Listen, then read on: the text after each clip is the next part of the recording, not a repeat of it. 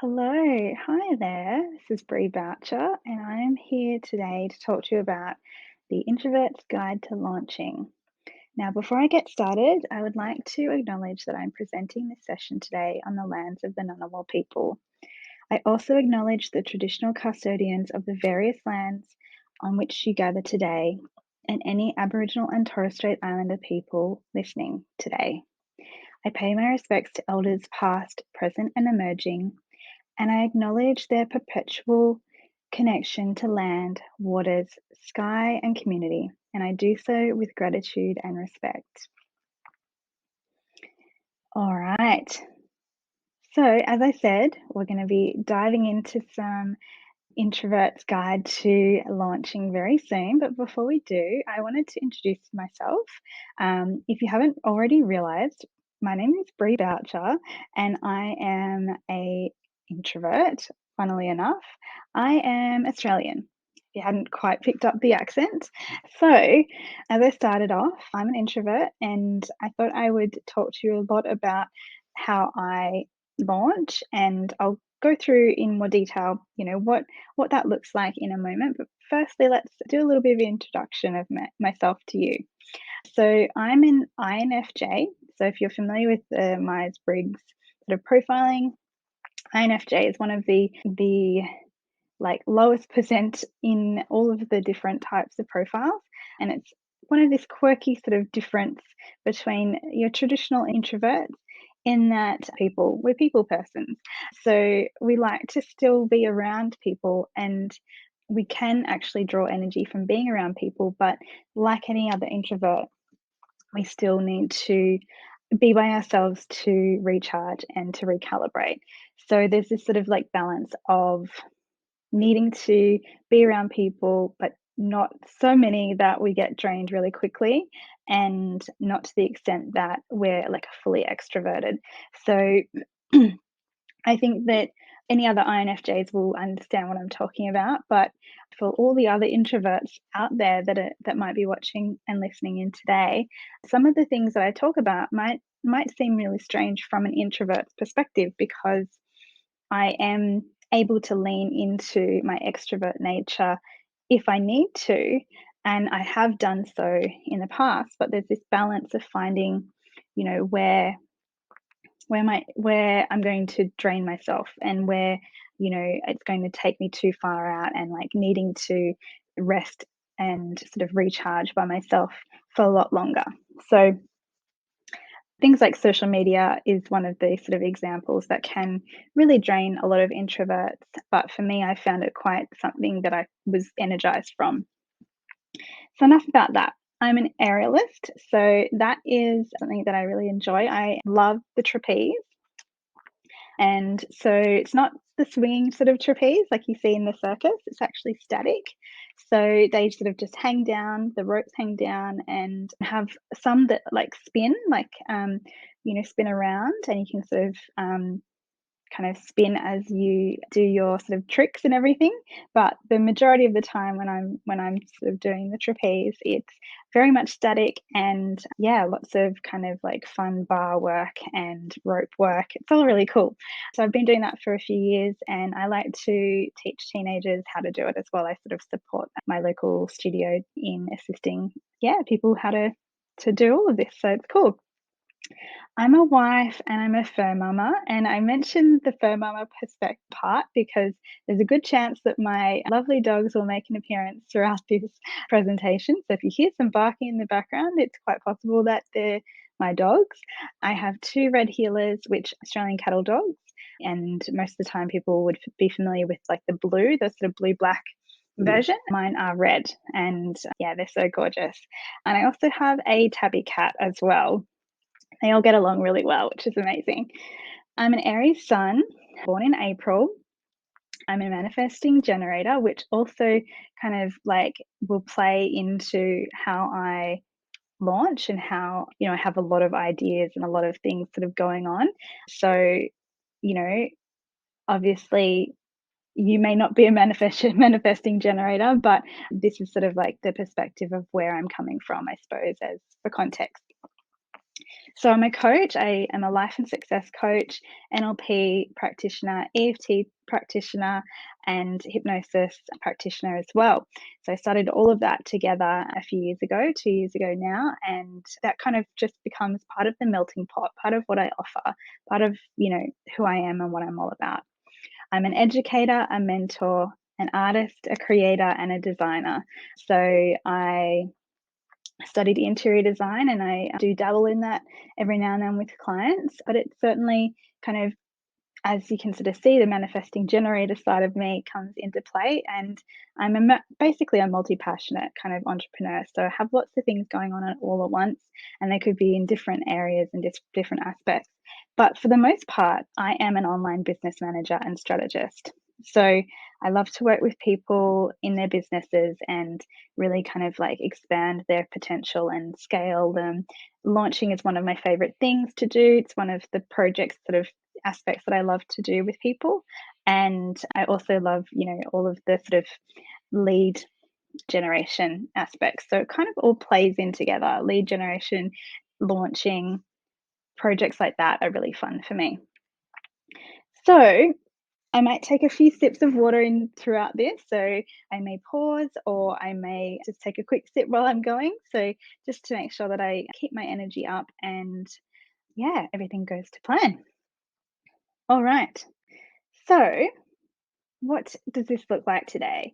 So as you well know, this is an introvert's guide to launching, and you will learn three things at the very least. So firstly, you'll learn how to maintain your energy during a launch so you don't burn out by connecting to your natural rhythm and flow.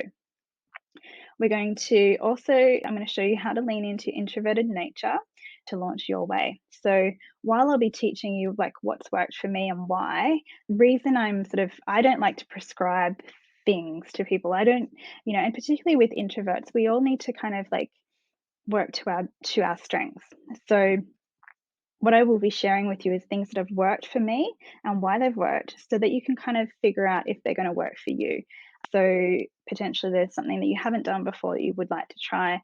And it's just about getting ideas, generating ideas rather than, prescribing, you must do it this way. And, I'll touch on this a bit later on, but, in the past, I've fallen into traps of like following other people's systems or processes. And most of the time they're extroverts. So it's never going to work for me. And often it doesn't work for us because it's not what we want to do. And lastly, you'll learn that launching can be fun and easeful when you find a balance between your feminine and masculine energies that actually fuel your launches. So this is all happening under the surface anyway. And once you kind of see and understand how that kind of works and how these things, integrate into your daily life and therefore into your launches, you can really plan around it. So my ethos is system, strategy, and soul. So a lot of, everything that I will be talking about has that kind of like ethos in the background. I'm very much about systems and strategy. So, like that is quite masculine. But then we talk about like the soul work and really tuning into yourself and your soul and like where you need to be and where you want to go. And that absolutely comes from like my early days as an entrepreneur. I was a soul alignment coach, so like a purpose coach, and that all kind of like flows through the themes of how I show up. Okay, so this presentation is not going to be like one of those bait and switches where like I come in and say, here's an introvert's guide to launching, and I tell you there's no way to like live launch, and really all you should be doing is, evergreen and like, all of that kind of automated launching. It's absolutely possible to live launch, and that's what I'll be sharing with you. You just need to be conscious of like what's within your energy and your capacity. As I said before, like I'm an INFJ, so I can lean into my extroverted energy quite easily. It doesn't drain me as much as other people, but anyone can lean into extroverted or introverted energy. And so, really, you just need to understand yourself better in order to be able to extend yourself into that extroverted energy when you need to, and know what you can, like what you're capable of, so that you can, expand into that so that it doesn't take from you, and learning how long you can actually, withstand expanding into that space. And it's not to sort of say that, you're I guess, it's the perspective of you're not one or the other. We're not going to put you into a box of being an introvert, you can only do this thing. We can all expand our capacity. It's just a matter of like how slowly we can do it in order to grow and to expand, and also knowing when we need to scale back, knowing when we are pushing a little bit too far, too fast. Okay, so let's get straight into it. So, firstly, maintaining energy. So, there's a few things for you to sort of think about, and by all means, take some notes from here, and I'll kind of like expand on some elements for you. So, firstly, I want you to think about or to consider when you are launching, when you're in a launch, when you're preparing for a launch, what does your soul need from you right now? And so, in particular, while you're in a launch, you need to sort of like consider and allow space for yourself to sort of wax and wane, and to, yeah, move through each stage. And things that we can kind of like observe and track during launches are really handy, are really supportive. So for the women out there, the feminine core beings, there is a framework, for want of a better word, that I trained in and was previously a mentor as in this capacity, and it's called soul modes. So soul modes is 4 different modes that we move through as feminine core beings, and cycle through them. And so this is an aspect that we can kind of learn more about. We can track, we can identify when we are, more energized and more like able to show up and more available for certain things. And then, when we're actually kind of needing to take some time to hide out, to rest and recalibrate, to kind of go back into our bear cave and just take some time. So, that's one aspect. That's something you can track, you can observe. For those that are menstruating, you can use that cycle to launch within, and observing like how your body responds, how your hormones respond through the month, can really help you, with launching. It's something that I was doing early on before I understood soul modes. I was, making sure I was launching in certain times, so that I wasn't showing up, during my period and feeling like super drained and super, yeah, like not in the right space. So, really just observing some of those aspects about yourself. For those that are more spiritually inclined, or understand sort of astrology sort of perspectives, maybe you want to look at the moon cycles and see how that impacts how you flow through the month. So there's different ways that we can kind of like tune in, and those are 3 kind of aspects that may support you. But really, it's just like I said before, it's about understanding and knowing yourself more. And so really, that's just getting quiet with yourself, and maybe journaling, maybe like just feeling into how you're feeling at the moment, and observing that throughout a period of time. And then from there, you can then start to, involve that into how you plan your launch.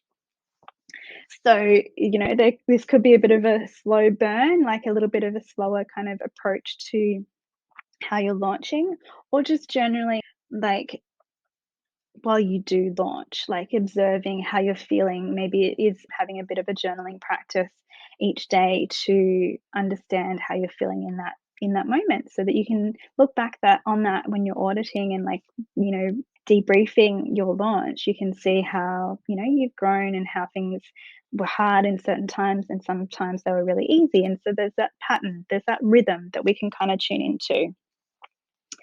And use some tools that might work for you. So things like EFT tapping can be really supportive and helpful. Meditation might work for you, journaling, walking, drinking water, hypnosis, subliminal audios. These are all really great tools that might be supportive for you. And I wanted to remind you that our inner state reflects our outer state. And in addition to that, we can actually change our state, sorry, so our mental state by changing our physiology. So this is one of the reasons why EFT works, why tapping works.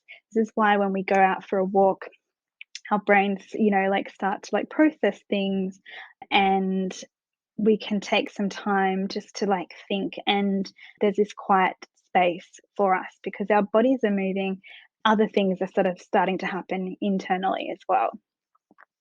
And again, it's just like I said before, really connecting into your personal sort of signature around like when your energy cycles as an introvert, when you need to be recharged, when you're more energized. I know in the past when I've worked in like a traditional sort of workplaces, I spent, all week, Monday to Friday, just like draining myself slowly and slowly till I get to Friday. And all I can do really is just for the weekend, just hang out on the couch and do basically nothing just to recharge so I can go back and do it all over again on Monday. Now, this is not something that we want to do in our lives, obviously, and particularly for those that are, you know, entrepreneurs. We don't have to do this. We don't have to do anything we don't want to do. If I want to, if we want to go all that further, but really kind of just like reflecting on, like I was saying before, how far can you take expanding your energy, and when do you need to scale back? Have a look at my soul driven session. In there's a whole bunch of different things, and like there's things like hypnosis, there's workbooks, there's tapping information, and I think that this will really help you with maintaining that energy. We really focus on, feeling worthy, getting confident, and feeling motivated. All of this really supports, like, it's a bit of a foundation for, you know, being part of, a launch, obviously. Like, we need to feel that way. We need to feel worthy. We need to feel confident and motivated in order for our launches to really work. So there's lots of different tools you can kind of like jump into. Organizing your launch, or sorry, or your life around your launch. So organizing your launch around your life, or life around your launch, whichever way you kind of like look at the world, and just like making sure that there's, yeah, space for your normal life and within the launch. So, things like dinner. How can you make that easier for you? Can you organize like food delivery for that month or those weeks where you are in like your high kind of energy mode? Who can help you look after your home during this time? Is there someone you can hire to like clean your house? Can you get your partner or your children or someone to support you in, those areas? And how do you want to continue maintaining your relationships during this time? Making sure you're letting your friends, your families, your partners know your plans, like what you'll be doing, so that they understand that you might be a little bit hard to be in touch with, or potentially, your stress levels might be a little bit higher because you're in the middle of a launch. So just, yeah, being really kind of open with all of that. All right. So next, next is how I launch. So I'll go through my process in a minute, but a lot of what I do is based around, planning and scheduling and being prepared in advance, and then running a live launch. So live event, building a lot of kind of like buzz around a launch, and then moving it into an evergreen product so that we can kind of like, because I'm, multi-passionate, I tend to launch one thing and then maybe move on to something else new. And it's potentially that I will never relaunch that product again. Whereas I know a lot of people that are really successful in launching over and over again their products. And they may do that in a live launch, or they can lean into, like I do, the evergreen model where it's always available. And, I put a lot of energy in the live, and that is translated through into an evergreen launch. Alternatively, you could have a bit of a hybrid where you have this evergreen funnel, but you do a live component just to give some extra energy to it. So there's lots of different ways you can launch, if we really want to dive into all those sort of aspects. I also really like to, again, because I'm multi-passionate and I have lots of ideas all at once, is launching without a fully fleshed out product for my new ideas. And that's just so that I don't build out all of these sort of like elements, all of the, course curriculum, whatever it might be, whether it's a membership course, template, one-to-one service, and any launch kind of element. I don't build out the full program from go to woe. I'll have a skeleton program and then build out the offer once there's buy-in, once I know that there's demand, once the idea's been validated. And yeah, we kind of like build as we go kind of thing. Something else that I really enjoy doing personally is listening to hypnosis and subliminal programs throughout the process of my launch. So I have I'm obviously a hypnosis practitioner, but I have other people's amazing audio kind of, what's the word? Audio programs that take me through like a 4-week process of launching, audio programs. So it's a really cool, aspect just to keep everything, at the subconscious level moving through as well. Okay, so let's talk through that process that I talked about. So this is my process. Take take it as it is, or adapt to what suits for you. So as I said before, I start out with a skeleton program so that I'm not fully fleshing out everything. And that just gives me like a bit of a framework to, build the sales pages or write the posts, write the emails, all of those things. It's all there within, the skeleton program. Building a wait list is really crucial because it means that, we've got someone to launch to. We've got people in our email list that are keen to jump into this thing. Teasing to the list and your audience, so teasing to email list and getting on social media and sharing what might be coming. And particularly, like, you could even survey your audience or say, I guess what I'm doing next, and like getting them to guess.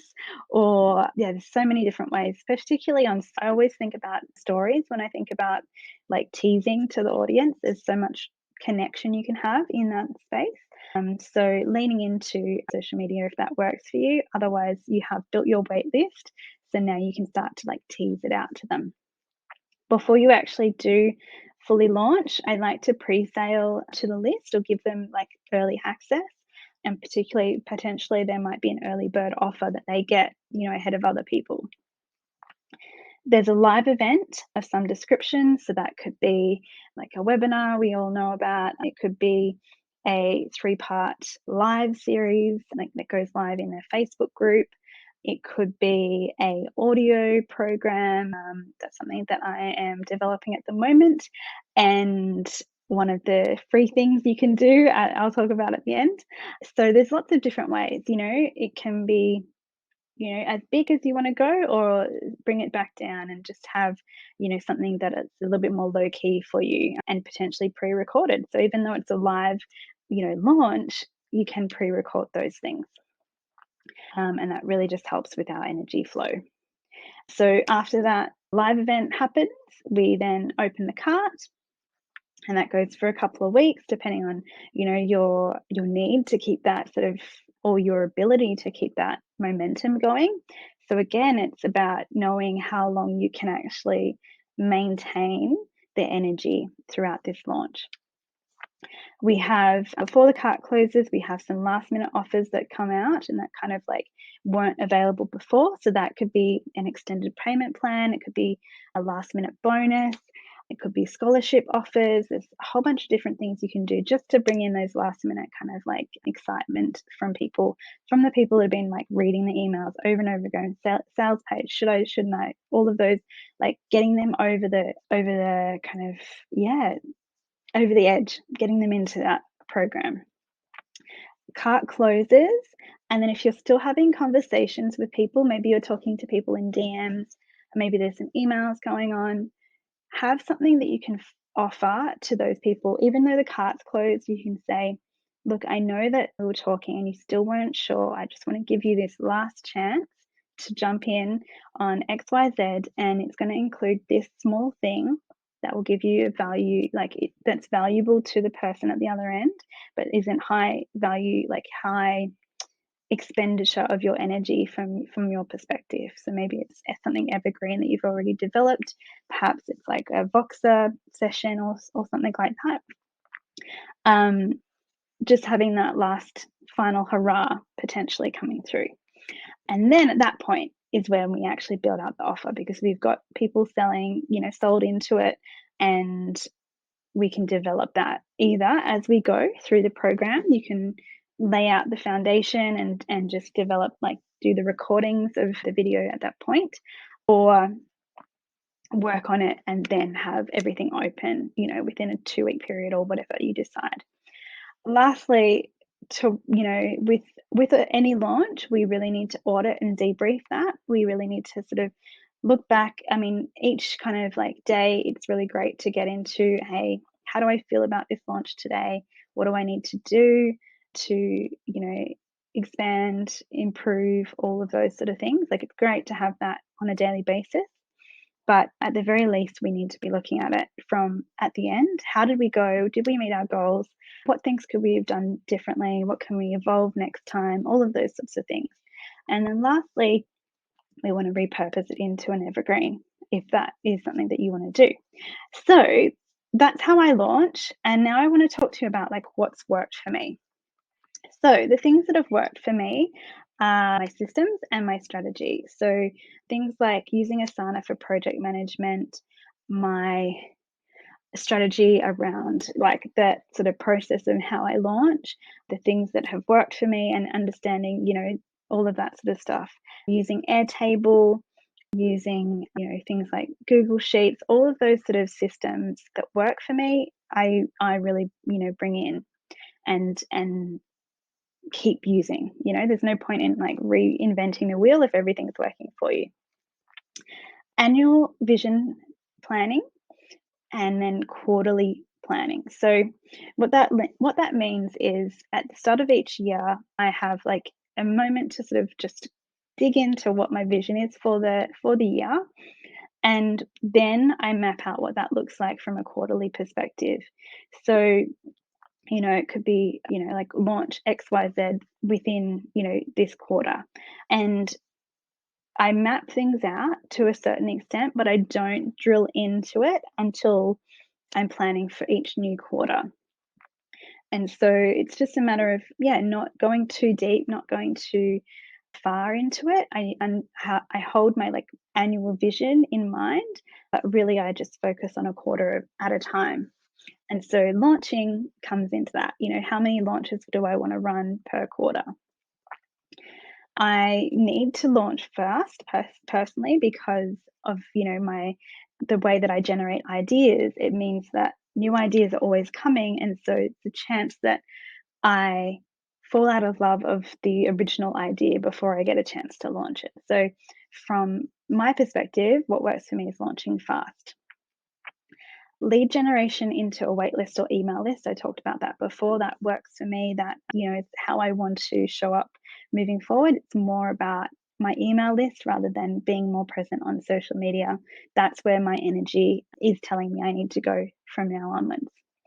Also, like before, live launching with a live event has worked for me, and using the mini kind of warm-up events through lives or stories. So I would actually kind of, like, engage people in social media, like small, like, snippets of lives, which would be like, over a period of 3 days, 3 things that, you're going to learn when you come to this live event, so that people know what they are going to opt into, and they can get a feel of, like, what I'm all about. So that's a bit of a system that works for me. And yeah, we're going to keep going with that. So as I said before, like, the thing that I really am conscious of is tuning into my natural rhythms, and, like, what my soul wants me to do right now, what I feel like I'm called to do in that moment, in that quarter, in that day, in that week, in that month, whatever it might be. It's just really connecting into myself and understanding what I need in that moment. And on that, allowing myself space. So what that means is, if I am in the middle of a launch, I have enough time to have a down day. if I have pushed it too much the days leading up to, like when carts open, if I push myself too much, maybe with the live launch and all of that, if I have to take a day off, posting on social media, showing up, and I just need to be in front of Netflix for a day, there needs to be space, and I allow myself space for that to happen. Where I can, I will outsource, and that's purely just so that I can put my energies elsewhere, and a lot of people, talk about like outsourcing as like the keys to their, business growth. And I truly believe that. But sometimes we're not able to always outsource as much as we want. So finding something that, you know, at the smallest level will help you in order to like expand if budgets are difficult and like but money's tight, then what's the minimum that you could do in order to give yourself some more capacity. As I said before, hypnosis and subliminal audio programs really help for me. It can be as simple as going onto YouTube and listening to binaural beats around like abundance and creation. All these sort of like high vibration audios will help. Like you don't have to purchase like a program like I have. You can find things for free on YouTube. Additionally, things like tapping through how I'm feeling and tapping on, elements within the launch phase. Walking's a big thing for me. If I need to, jumping out of from behind my desk and going out for a walk really helps clearing my mind. Journaling's a huge one. Drinking water, that is massive. I don't do that enough, but it's a big one. Getting out in the sun for me as well, and using visualization. That's a whole nother world. I'm not going to get into that today, but yeah, that's what's worked for me and what I won't do again. So a little bit of like some of the things that haven't worked for me. So mapping out 12 months of launches in advance, tried that last year, was a mistake, didn't work, didn't do a majority of the things that thought I wanted to do. And it basically was just a waste of my time. And it made me feel like, I didn't achieve the things that I set out to achieve. So it's all about like knowing yourself and knowing, that for me, I was going to ebb and flow. I wasn't wanting to, run a particular program anymore because I'd fallen out of love with it. So if that's in your nature too, let's not kind of hold ourselves to that standard of what other people say to do. For me, recording a video or audio for longer than 30 minutes is tough, it's difficult. I've already gone over my 30-minute limit and, things are I'm going to feel a little bit drained today as a result. So if that's something that you struggle with, just keeping it, into small snippets, how can you produce content for your live event, for your launch that's short, succinct, and doesn't drain your energy? Because you could certainly sit here and say, don't do video, don't do audio, just focus on written content. But for me, often my message needs to come through me in a video or an audio way. And if I just, said, no, no, no, no, that's not going to work for me, I need to just sit down and write it out, it's just not going to work. Like it's going to feel inauthentic or feel off and feel like I'm stifling myself. So, it's just about like eventually I'll be able to expand longer and speak longer. But for now, that's something that I've recognized within myself. So consider if that's something that suits you as well. Like working in person doesn't work for me. Not going to do it again, not going to do it for a long time. Stacking my schedule, having too much on my calendar, giving myself too many things to do. Never going to, not, I say I'm never going to do that again, but I find myself falling into the trap all the time. A big one is following an extrovert's launch plan or system. So I think we probably have all done this, and it just burns us out. It doesn't work for us because our energy is set up differently. So just, don't do it. For me, big thing is not launching things that I am no longer in love with. And I've cancelled launches midway through as a result because I've been just following through on the motions. Maybe I've been following an extrovert's plan, and then I get halfway through and I'm like, I hate this and I don't want to run this program. And I just cancel it. That's okay because I'm not in love with it anymore. And it's just not something that I wanted to share with the world at that moment. And then lastly, pretending that I'm not an introvert. So even though I said from the start that I can lean into extroverted nature, tendencies, whatever you want to say, I'm still an introvert. I still need to recharge by myself. I need time by myself in order to be who I'm meant to be and be myself. So there's no point in saying, pretending that I'm anything other than that. And in the past, as I said before, I've I have been stuck in organizations where I have had to pretend otherwise, and it burns you out. So yeah, not going to do that again. Okay, so the balance side of things, the masculine and feminine balance. Let's talk about that. So during your launching, like during your launch, we're moving through masculine and feminine energies. And so actually what happens is we're cycling through. So it goes masculine, feminine, and then back to masculine again. So what I'm talking about here is masculine energy is when you're planning, when you're sort of strategizing, and when you're setting up your systems. So like, doing all the things like creating the landing pages and sales pages, setting up the intake form, all of those sorts of things, the planning and the ideation of it all, that's masculine. Our feminine energy is when we are actually like in launch mode. We can be in feminine energy. So I'm talking about launch mode is from open cart to close cart.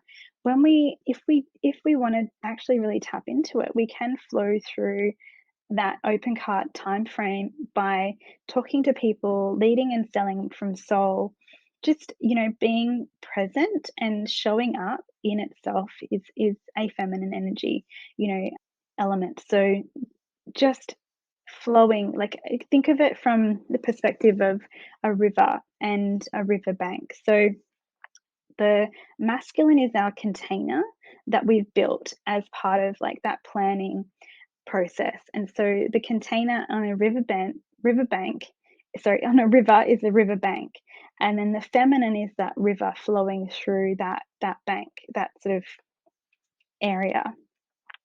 And so by providing us with the container of that sort of plan, the strategy, the systems we're going to follow or use during the launch itself, during that open to close cart, we can be really feminine and just let that flow. And when I was talking about before, where you can have a like a live launch that you have capacity to slow down if you need to. That's you really tuning into your feminine nature and feminine energy. So, talking when I was talking about like journaling during your launch, getting into like that hard stuff that's kind of like under the surface, that's really feminine. And then we go back to the masculine when we start to maybe we're recalibrating through our launch. Maybe there's things that we want to tweak. We need to just lean into that masculine for a moment and then come back to the feminine once we've rebuilt that container, or through the end where we're debriefing and going through and auditing and like analyzing everything that came through during that launch. So as you can see, there's that like constant flow between masculine and feminine, but you can see the distinct kind of initial stages is that masculine, and during the actual open to close cart is really feminine. And so that in itself has this, balance of energies that we're flowing through. So, how to launch like an introvert. So, like I said before, my ethos is using systems, having a strategy, and tuning into your soul. So, really, there's like kind of three elements that you should be taking away from this. So, firstly, leaning into your natural cycles, learning and understanding yourself. That's like top priority.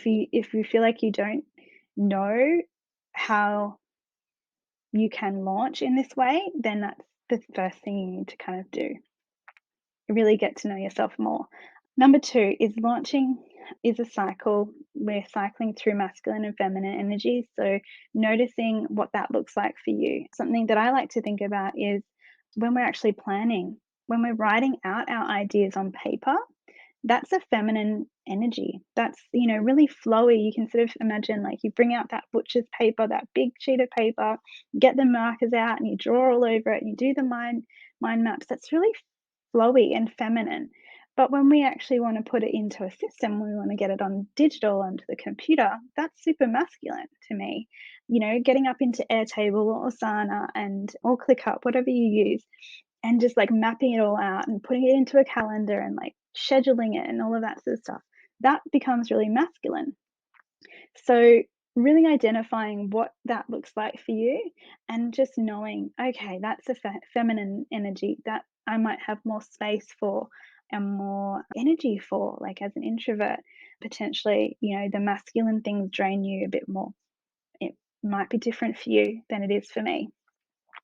And then thirdly, repurposing into an evergreen model and automating for your next role, automating your next round of your launch will be really supportive for you as an introvert. We can absolutely push into some, like I said before, some extroverted energy over time. But if we do that all the time, like a lot of launches tend to be like the way people launch or teach launching, we will drain ourselves out, we will burn out, we will fall into a heap. And unfortunately, you might find that your desires, your love for what you're launching just goes, out with that as well. So in order to kind of be more supportive, repurpose everything that you're doing now. All the energy you're putting into this launch, pop that into, the launch as an evergreen model instead, and really look at what you can automate next time round, because you've got all of it in place. You've written all the posts, you've written the emails, you've got the blog posts, the videos, all of those sorts of things exist. How can you repurpose that and automate it so that it all works for you beautifully next time round? And like I said before, you might still want to do a little bit of energy kind of uplift with a live experience of some description, but everything else is already done for you. So really just think about how you can, map all of that out for you. Okay, so what's next for you? So from today, I would like you to take some time to look at like how you've launched in the past, what's worked for you and what hasn't. So it's really like about auditing, all of that sort of stuff. I want you to look at like what natural rhythms you can observe and work with when you're planning your next launch. What systems and strategies do you need to implement now or get started on? And what soul work needs to happen between now and your next launch? Is there some like deep soul searching kind of elements need to go on? Maybe that's sort of leaning into some of that purpose driven kind of space, or maybe it's more about, where do you feel like your next kind of like version of you is meant to show up? What is that thing that you do need to, put out into the world and share? And if you want to take all of this further, please join my free audio class, which is in the Introverts Guide to Launching. And you'll have a link below or on this page somewhere to sign up for that. That's completely for free. And it's my gift to you from today, just to take this a little bit further and dive into a bit more. Or of course, you could reach out to me to book in a free consult call so we can have a chat about what like my one-to-one launch strategies and packages look like. So that's me. Went a little bit over time for what I was thinking, but we are here in the end. And I wanted to leave you with one last little thought, which is something I like to say is practice makes confident. So it's no such thing as perfect. Instead, when we practice something, when we do something over and over again, and particularly, if you are like me, introverted and was a little bit scared about showing up online and getting out, in front of the camera for a live or a story or reels, whatever it might be, it took practice. It took me time to feel confident in doing that. But over time, I, built up that muscle, built up that capacity, expanded myself in small ways each day to the extent that I felt confident. And this is, kind of a bit of a motto for me, and something that I would love for you to take away in terms of, how you can launch differently, how you can expand your launch into the future. And really, it just takes that sort of initial start in order to start to get more confident around how you're going to show up and launch in the future. All right.